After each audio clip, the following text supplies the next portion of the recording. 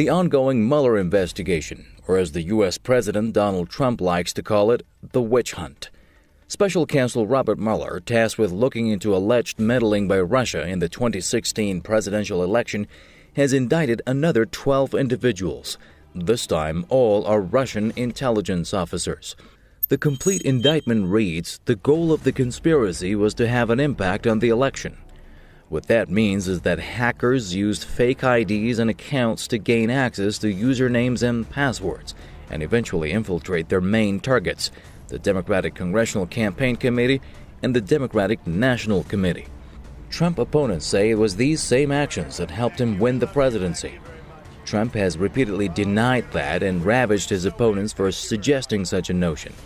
Following the latest indictments, once again the response from the White House was, today's charges include no allegations of knowing involvement by anyone on the campaign, and no allegations that the alleged hacking affected the election result.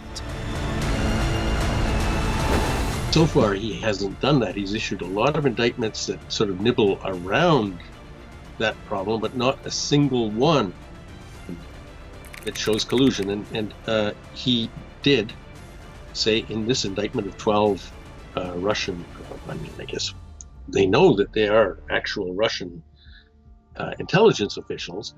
It says there's no evidence of collusion here, or that whatever these people did affected the vote tally.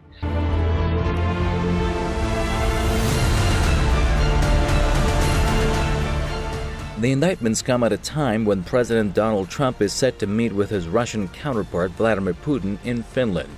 While the U.S. Justice Department says the indictments don't allege that Russian conduct changed the vote count or the outcome of the election, Democrats aren't buying it.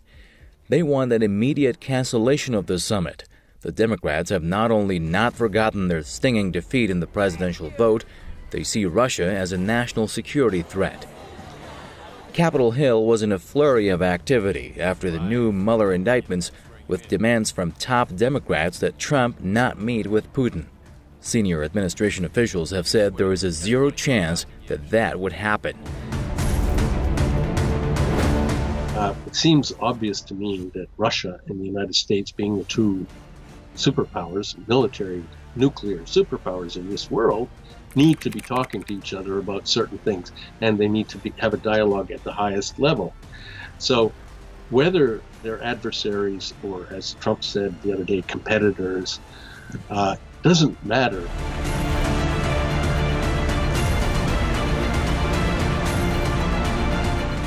The Democrats say U.S. intelligence leaders unanimously assess that Russia will continue to try to interfere in the upcoming midterm election to divide the West and weaken it.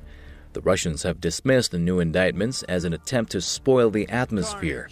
Trump himself has shot back at the drama, saying there was no collusion between his campaign and the Russians.